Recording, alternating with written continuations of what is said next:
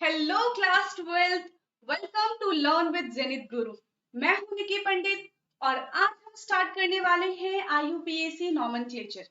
IUPAC में बहुत सारे बच्चों को प्रॉब्लम होती है कि किसको पहले प्रेफरेंस देंगे, किसको बाद में देंगे, डबल बॉन्ड पहले लिखते हैं, ट्रिपल बॉन्ड कौन पहले आता है, ये सारी चीजें हम डिस्कस करेंगे।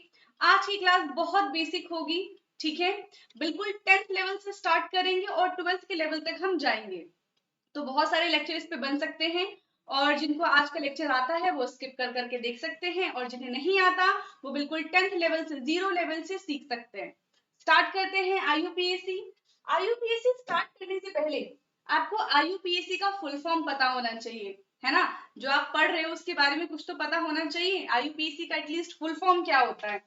जिन जिन बच्चों को पता है वो मुझे आईयूपीएसी का फुल फॉर्म बता दें। आईयूपीएसी, इंटरनेशनल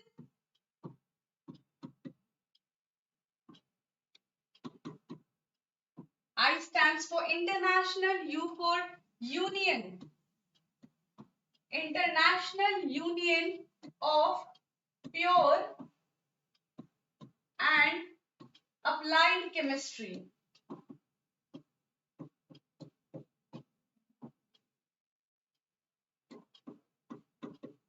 ये है आईयूपीएसी का फुल फॉर्म, ठीक है। जैसे आपने 10th क्लास में एल्केन, एल्कीन, एल्काइन पढ़ा था, आज हम वहीं से स्टार्ट करेंगे, ठीक है। तो तीन उसमें कैटेगराइज करते हैं हम, है ना। एन ग्रुप, इन ग्रुप और आइन ग्रुप। क्या होता है एन, इन, आइन। सबसे पहले आता है हमारा एन, फिर होता है हमारा इन और फिर आता है आइन। तो एन ग्रुप का मतलब होता है सिंगल बॉन्ड, यानी कि कार्बन कार्बन में सिंगल बॉन्ड, वो होता है एन। इन होता है डबल बॉन्ड,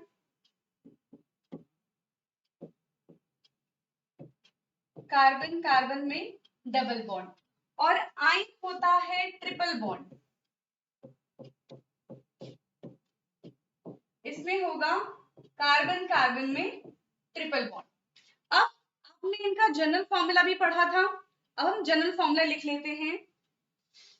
एन के लिए जनरल फॉर्मूला है CnH2n+2 और इन के लिए CnH2n। आइन का होता है CnH2n-2। इससे आप ये पता कर सकते हो कि कितने कार्बन के साथ कितना हाइड्रोजन हम लगा सकते हैं, सिंगल बॉन्ड के लिए, डबल बॉन्ड के लिए और ट्रिपल बॉन्ड के लिए। क्लियर है इतना? इतना आप लोग एक बार देख लीजिए, क्लियर है। फिर इसी के और एग्जांपल्स लिखेंगे, डबल बॉन्ड में कौन कौन से आएंगे, सिंगल बॉन्ड में और ट्रिपल बॉन्ड में। वो पूरी सीरीज आप पढ़कर आए हुए हो, एन वाली सीरीज, इन की और आइन की। इसमें क्या है, सबसे पहले CH4 होगा, ठीक है। फर्स्ट अगर एक कार्बन होता है तो उसको हम बोलते हैं मीथेन, दो होगा तो इथेन बोलेंगे, फिर तीन है तो प्रोपेन, ब्यूटेन, पेंटेन, हेक्सेन, ऐसे चलता रहता है। CH4, फिर आता है C2H6, C3H8, C4H10, C5H12, C6H14 और ऐसे ही सीरीज चलती रहती है। तो यहाँ पे मैंने किसकी सीरीज लिखी है, एन की, ठीक है, जिसमें सिंगल बॉन्ड आता है। अब देखो इन सब के बीच में होता है CH2 का डिफरेंस, और यही CH2 के डिफरेंस को हम क्या कहते हैं, ये है एक होमोलोगस सीरीज, ठीक है। इन दोनों में भी CH2 का डिफरेंस है। CH2 के साथ साथ इसमें कितना होता है, 12+2 यानी कि 14 एटॉमिक मास यूनिट का भी डिफरेंस होता है। CH2 का तो डिफरेंस होता ही है, साथ ही साथ 14 U एटॉमिक मास का भी इनके बीच में डिफरेंस है। ऐसे ही हम इन के लिए भी लिख सकते हैं। इन में क्या हो जाएगा, देखो फॉर्मूले में पुट कर लो, अगर नहीं समझ आ रहा CnH2n। अब यहाँ पे क्या है, सिंगल बॉन्ड तो बनेगा नहीं। अगर किसी दो कार्बन के बीच में हम बॉन्ड बना रहे हैं तो सिंगल कार्बन हम कैसे ले सकते हैं अगर बॉन्ड बन रहा है तो तो ये कहाँ से स्टार्ट होगा, C2 से स्टार्ट होगा। सबसे पहले C2 H4 C3 H6 C4 H8 C5 H10, ठीक है, फिर C6 H12 ऐसे। अब यहाँ पे क्या होगा, आइन आ गया तो C2 H2 C3 H4 C4 H6 C5 H8 C6 H10, इनके बीच में क्या है, ट्रिपल बॉन्ड है, लेकिन डिफरेंस सब में बराबर है, CH2 का डिफरेंस है, चाहे एल्केन हो, एल्कीन हो, एल्काइन हो, ठीक है।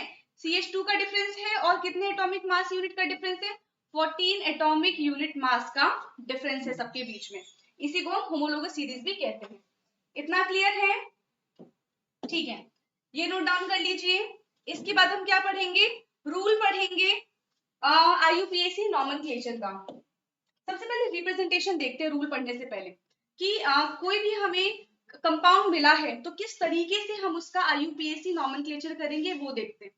तो सबसे पहले आता है प्रीफिक्स, सबसे पहले हम लिखते हैं प्रीफिक्स, फिर लिखते हैं हम रूट नेम, और फिर आता है हमारा सफिक्स। ये क्या है हमारा जनरल रिप्रेजेंटेशन।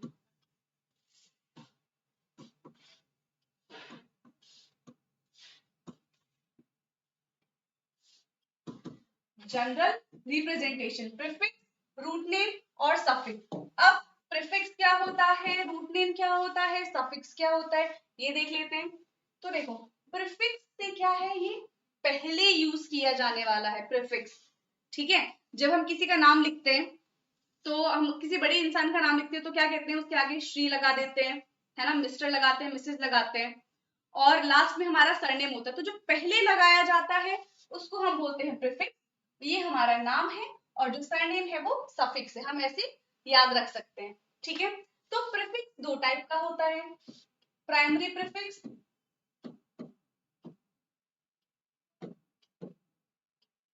प्राइमरी प्रीफिक्स में क्या आता है, अगर मैंने कोई भी कंपाउंड लिया, जैसे ये लिया, अब ये क्या है, इसमें टोटल 6 कार्बन है, लेकिन ये स्ट्रक्चर कैसा है, ये है साइक्लिक स्ट्रक्चर। तो इसका नाम लिखने से पहले इसके स्ट्रक्चर को आइडेंटिफाई करेंगे। तो मुझे अगर इसका नाम लिखना है तो हेक्सेन तो मैं लिखूंगी ही, मैंने हेक्सेन लिख दिया, बट इसका स्ट्रक्चर पहले रिप्रेजेंट करूंगी, कैसा है ये हेक्सेन, साइक्लोहेक्सेन है ये, ठीक है। तो ये साइक्लो हो गया, ये इसके रिप्रेजेंटेशन को बता रहे हैं, इसको हम बोलते हैं प्राइमरी प्रीफिक्स। इसके बाद आता है सेकेंडरी प्रीफिक्स।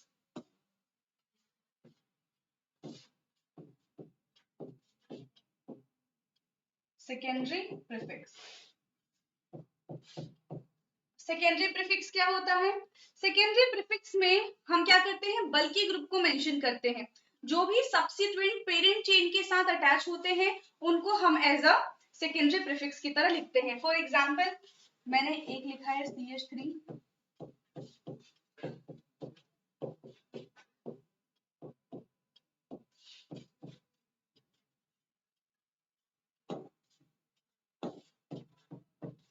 अब देखो ये एक पेरेंट चेन है,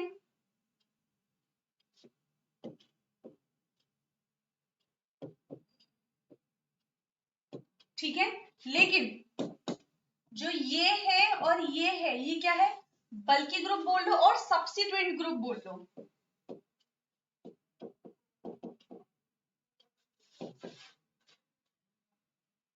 ये क्लोरोफ्लोरो ब्रोमोआइडो क्या होते हैं, हेलोजेंस ग्रुप होते हैं, ठीक है। तो जो पेरेंट चेन से अलग होते हैं वो क्या होते हैं, हमारे सेकेंडरी प्रीफिक्स। तो यहाँ पे प्रीफिक्स क्लियर हो गया, ये सारी चीजें पहले लिखी जाती है, एक्चुअल नाम लिखने से पहले हम इन सबका यूज करते हैं, सबसे पहले इन सबको मेंशन करते हैं। क्लियर है इतना। अब हम देखते हैं रूट नेम क्या होता है।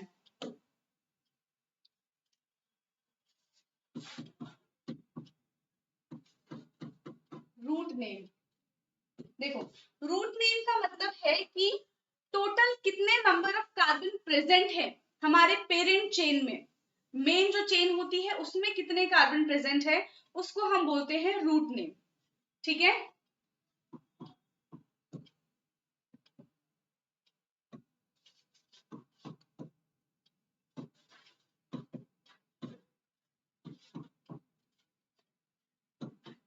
Number of carbon present in parent chain. Example,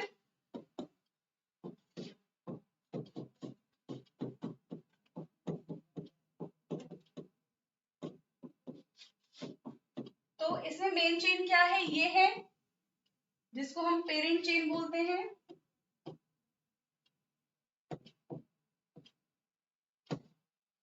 इसमें कितने कार्बन प्रेजेंट है उसको हम बोलेंगे रूट नेम. क्लियर है इतना? इसके बाद आता है हमारा सफिक्स.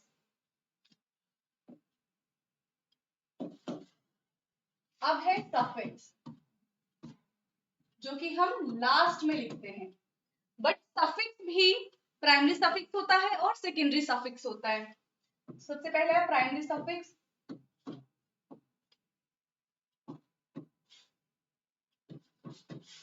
प्राइमरी सफिक्स में क्या होगा, देखो कोई भी पेरेंट चेन के साथ डबल बॉन्ड है, सिंगल बॉन्ड है या फिर ट्रिपल बॉन्ड आता है तो वो एज अ हमारा प्राइमरी सफिक्स वर्क करता है. तो प्राइमरी सफिक्स में आ जाता है हमारा ए, ई या फिर आई. ठीक है. फिर आता है सेकेंडरी सफिक्स.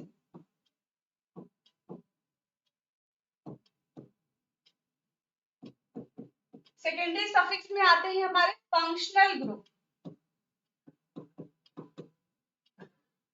Functional group. ठीक है. अभी आपको फंक्शनल ग्रुप के बारे में आगे पढ़ाया जाएगा कि कितने फंक्शनल ग्रुप होते हैं, किसको प्रायोरिटी ज्यादा मिलती है, किसको कम मिलती है, सारी चीजें हम लाइन बाय लाइन पढ़ेंगे. अब इतना पढ़ने के बाद अभी सिर्फ मैंने प्रीफिक्स बताया था, सफिक्स बताया था, बट हमने प्रीफिक्स के अंदर भी देखा प्राइमरी प्रीफिक्स, सेकेंडरी प्रीफिक्स होते हैं. सफिक्स के अंदर हमने देखा प्राइमरी सफिक्स है, सेकेंडरी सफिक्स है. तो अब एक्चुअल कैसे रिप्रेजेंटेशन करेंगे हम किसी भी कंपाउंड का वो देख लेते हैं. तो देखो सबसे पहले आता है हमारा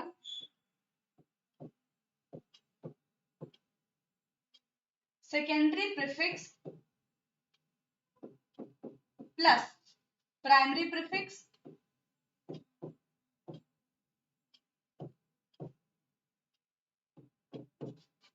plus root name plus primary suffix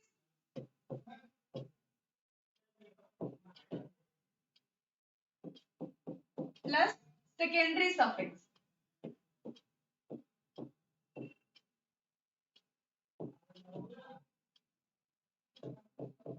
ठीक है. ये है एक्चुअल रिप्रेजेंटेशन, ऐसे हम लिखेंगे. क्लियर है इतना?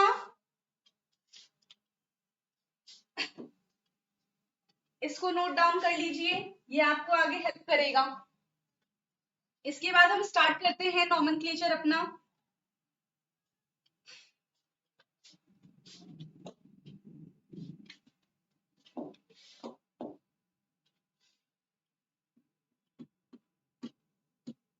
IUPAC nomenclature for straight chain. और स्ट्रेट चेन में भी अभी हम किसके बारे में पढ़ेंगे, एल्केन के बारे में. ठीक है. एल्केन यानी कि जिसमें सिंगल बॉन्ड हो. ओके. जैसे कि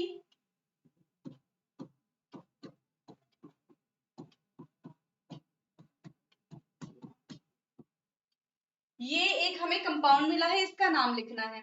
ये बिल्कुल स्ट्रेट चेन है तो इसमें कोई भी रूल फॉलो नहीं कर सकते हम. ठीक है. कहीं से भी काउंटिंग कर लो, कुछ भी कर लो, आंसर सेम ही आना है क्योंकि कोई भी बल्की ग्रुप अटैच नहीं है इसके साथ, कोई भी डबल बॉन्ड या फिर ट्रिपल बॉन्ड अटैच नहीं है इसके साथ. तो क्या करेंगे, इसका नाम सबसे पहले काउंट करेंगे. देखो प्रीफिक्स तो इसमें कुछ भी नहीं है. ठीक है. और ना ही इसमें कोई सफिक्स है. इसमें क्या है, सिर्फ रूट नेम है. तो अगर प्रीफिक्स और सफिक्स नहीं दिए होते तो उनको लिखने की जरूरत नहीं है. अगर हमें सिर्फ रूट नेम दिया है तो खाली हम रूट नेम ही लिखेंगे. कितने हैं, 1 2 3 4 5 6. तो ये क्या हो जाएगा हमारा हेक्सेन. हेक्सेन. क्लियर है. ये रूट नेम हो गया हमारा हेक्स. और इसमें एन क्या है, ये है हमारा प्राइमरी सफिक्स. ठीक है, एन, इन, आइन बताया था ना, ये हमारा हो जाएगा प्राइमरी सफिक्स। इसमें मैंने रूट नेम लिखा है और प्राइमरी सफिक्स लिखा है। क्लियर है? और क्या हो सकता है? ये क्या है? एक सिंगल चेन है, इसको मैं एन से भी रिप्रेजेंट कर सकती हूँ। एन रिप्रेजेंट ये करता है कि हम एक स्ट्रेट चेन के बारे में लिख रहे हैं। ठीक है, तो एन ये क्या है? 1 2 3 4, एन ब्यूटेन, ब्यूट, और इसके साथ क्या हो जाएगा? N, n butane. ये है हमारा नॉमेनक्लेचर फॉर स्ट्रेट चेन। तो नॉमेनक्लेचर स्ट्रेट चेन के लिए बहुत ही इजी है। क्लियर है? अब हम कुछ ब्रांच के लिए देख लेते हैं। अभी एल्केन का ही चल रहा है, बट हम ब्रांच के लिए देखेंगे स्ट्रेट चेन के अलावा।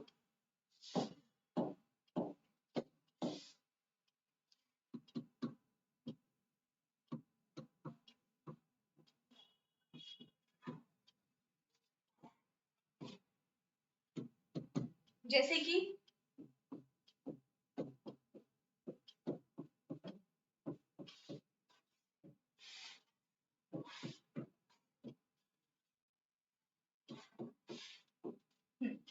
ये हमें क्वेश्चन दिया है, इसका नॉमेनक्लेचर करना है, इसका आईयूपीएसी नेमिंग करना है। कैसे करेंगे हम? तो सबसे फर्स्ट रूल क्या होता है कि हमें ये काउंट करना है कि जो हमारी मेन चेन बनेगी, जो हमारी पेरेंट चेन बनेगी, उसमें सबसे ज्यादा नंबर ऑफ कार्बन होने चाहिए। ऐसा नहीं है कि हम कोई सी भी चेन बना रहे हैं उसमें नंबर ऑफ कार्बन कम है और दूसरी जो चेन है जिसको हम मेन नहीं ले रहे हैं उसमें नंबर ऑफ कार्बन ज्यादा है। तो ये नहीं होना चाहिए। पहला ही रूल यही है कि जब हम चेक करते हैं तो ये देखते हैं कि नंबर ऑफ कार्बन जिसमें ज्यादा होता है उसी को हम एज अ पेरेंट चेन लेते हैं। इसमें ऐसा कुछ भी नहीं है। ठीक है, कोई भी इसमें इतना ब्रांच नहीं बना है, सिर्फ इसमें बल्कि ग्रुप अटैच है। तो इसको कैसे कर लेंगे हम? देखो, ये तो हमारा पेरेंट चेन बन गया। ठीक है, पेरेंट चेन में कितने कार्बन है? 1 2 3 4 5, और ये है हमारा सब्स्टिट्यूएंट। तो क्या बताया था? जो सब्स्टिट्यूएंट्स होते हैं, जो बल्की ग्रुप होते हैं, हेलोजेंस ग्रुप होते हैं, वो क्या होते हैं? हमारे प्रीफिक्स होते हैं। तो प्रीफिक्स को हम पहले लिखते हैं, है ना? तो इसमें प्रीफिक्स को पहले लिखेंगे। प्रीफिक्स क्या है हमारा यहाँ पे? क्लोरीन। तो क्लोरीन को क्या लिखेंगे हम? क्लोरो। ये तो हो गया क्लोरो, और बाकी कितने हैं? 1 2 3 4 5, तो क्लोरो पेंट एन। अब देखो, अगर मैं ये क्वेश्चन नहीं देती आपको, सिर्फ ये इतना मैं लिख देती, तो क्या आप यही एग्जैक्ट आंसर बनाते? आप यही एग्जैक्ट बना पाते कि नहीं बना पाते? आप मुझे पहले ये बताइए। तो देखो, कोई नहीं बना पाता, ये वाला तो बिल्कुल नहीं बनता। क्यों? क्योंकि आपको कैसे पता चलेगा कि ये क्लोरीन कहाँ पे है, ये क्लोरो कहाँ है? मैंने इसमें मेंशन किया ही नहीं है। तो आप कहाँ पे बनाते क्लोरीन? या तो यहाँ पे बना देते हैं, और लोग क्या बनाते हैं? फर्स्ट वाले पे बनाते जनरली, क्योंकि मैंने मेंशन नहीं किया है कि क्लोरीन कितने पे प्रेजेंट है।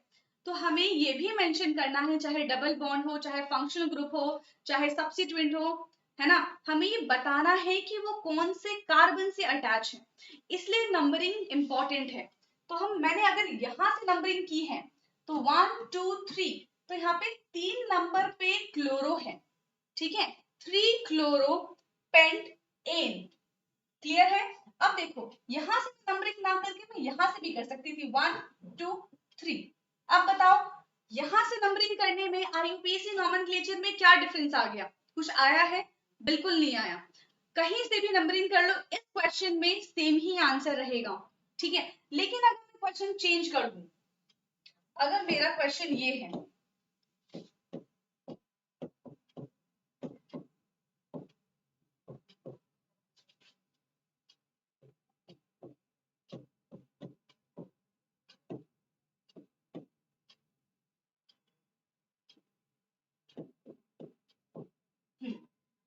ये है क्वेश्चन, अब कैसे करेंगे इसको?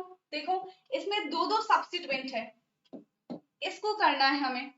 एक है हमारा ब्रोमीन और दूसरा क्या है? हमारा एल्काइल ग्रुप। इसको कैसे करेंगे हम? और नंबरिंग कहाँ से करेंगे? सबसे बड़ी बात तो ये है यहाँ पे कि हम नंबरिंग कहाँ से करेंगे। यहाँ से करूं 1 2 3 4 5 6, या फिर यहाँ से 1 2 3 4 5 6। कहाँ से करनी है मुझे यहाँ पे नंबरिंग, वो देखते हैं। अब देखो, एक है ब्रोमीन और एक है हमारे, ये कौन सा ग्रुप है, CH3। देखो CH4 है हमारा मीथेन, और इसमें से एक कार्बन जब मैं हटा देती हूँ, सॉरी एक हाइड्रोजन हटा देती हूँ, तो ये बन जाता है CH3, तो ये मीथेन से बन जाएगा मिथाइल। क्लियर है? वैसे ही अगर इथेन होता, इथेन से एक हाइड्रोजन हम हटा देते तो वो बन जाता हमारा इथाइल। एक हाइड्रोजन हटाते उसके नेम में डिफरेंस आ जाता है। क्लियर है? अब देखो, सबसे पहले हमें ये देखना है कि नंबरिंग कहाँ से होगी।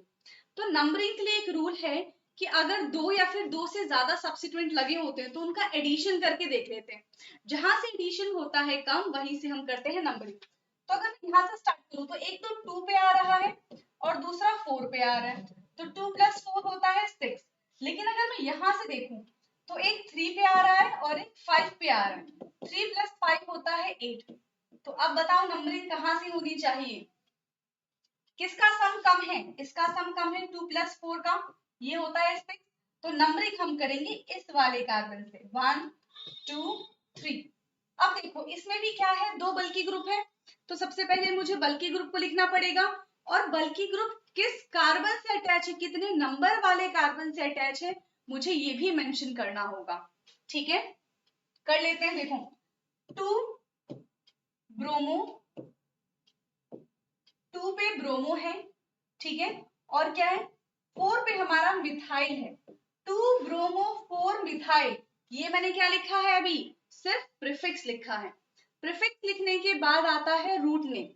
रूट नेम में टोटल कितने कार्बन है, 6 है, तो ये हो जाएगा हेक्स।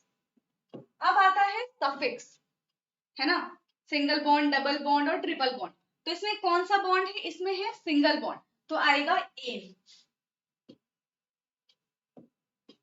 अब इसका नाम क्या हो गया, 2 bromo 4 methyl hex N.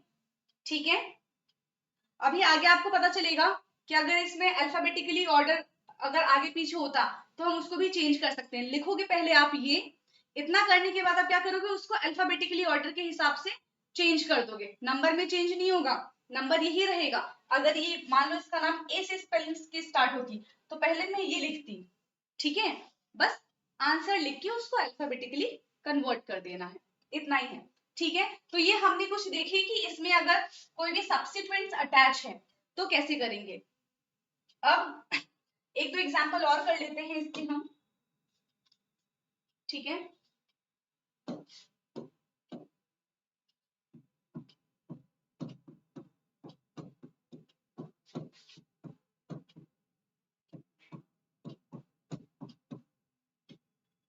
Okay, एक ये क्वेश्चन है, जनरली बच्चे इसमें ना गलती कर देते हैं, और वो गलती क्या होती है, पहले आप इसको करो फिर बताना मुझे आंसर, ठीक है, फिर देखते हैं कि आपका आंसर मेरे आंसर से मैच होता है या नहीं होता। अभी हम बहुत ही ज्यादा बेसिक लेवल पे चल रहे हैं, ठीक है, 10th 11th के बीच में है यहाँ पे, अभी 12th तक तो पहुंचने में थोड़ा सा टाइम लगेगा, बट हम 12th तक भी जल्दी पहुंच जाएंगे। ओके, तो इसका नाम देखते हैं। सबसे पहले तो ये देखेंगे कि लॉन्गेस्ट चेन कौन सी है, किसमें ज्यादा नंबर ऑफ कार्बन प्रेजेंट है, वो देखते हैं। अब बच्चों ने क्या किया होगा, नंबरिंग की होगी 1 2 3 4 5, तो ये है लॉन्गेस्ट चेन। ठीक है, कुछ बच्चों ने क्या किया होगा, इसको ओपन करके लिखा होगा CH3 CH2 CH2 CH और CH3। मैं इसको क्या लिख सकती हूँ, इसको मैं लिख दूं CH2 CH3। CH2 और CH3 मिलके ही तो C2H5 बने हैं। अब चेक करते हैं कि लॉन्गेस्ट चेन कौन सी है, कर लो। देखो, एक आपकी ये चेन बनी है जिसमें 5 कार्बन है, एक हमारी ये चेन बनेगी। अब इसमें काउंट करो कितने कार्बन है, 1 2 3 4 5 6। अब देखो यहाँ पे हो जाती है मिस्टेक, ठीक है, हम ये देख लेते हैं कि ये बल्कि ग्रुप है, बट हम ये भूल जाते हैं कि C2H5 है, इसमें 2 कार्बन है और हमारे यहाँ पे सिर्फ एक ही कार्बन है। उसको ओपन करके लिखेंगे तो हमें पता चलेगा कि जो हमने लॉन्गेस्ट चेन लिया था वो एक्चुअल में लॉन्गेस्ट चेन है ही नहीं। अब पता चल गया कौन सी है लॉन्गेस्ट चेन, इसमें है टोटल 6 कार्बन, तो ये वाली चेन हमारी होगी लॉन्गेस्ट चेन। अब देखो बल्कि ग्रुप कहाँ पे अटैच है, बल्कि ग्रुप है ये, कहाँ से बल्कि ग्रुप पास पढ़ रहा है वहीं से हम करेंगे नंबरिंग। यहाँ से पास पढ़ रहा है 1 2 3 4 5 6। तो सबसे पहले हम क्या लिखते हैं, प्रीफिक्स लिखते हैं, और प्रीफिक्स कितने नंबर पे प्रेजेंट है वो भी लिखते हैं हम। तो यहाँ पे प्रीफिक्स प्रेजेंट है 3 नंबर पे, थर्ड। तो क्या हो जाएगा 3 मिथाइल, फिर रूट नेम हेक्स, और फिर सफिक्स एन। तो इसका नाम हो जाएगा 3 मिथाइल हेक्सेन। इजी क्वेश्चन था, बट सिर्फ यहाँ पे मिस्टेक हो सकती थी आपकी, अगर आपने इसको ओपन करके नहीं लिखा, ठीक है, या फिर जल्दी जल्दी में कर दिया, तो यहाँ पे मिस्टेक होने के चांसेस है। बाकी ये क्वेश्चन बहुत ही ज्यादा इजी है। क्लियर है, ये देख लो एक बार।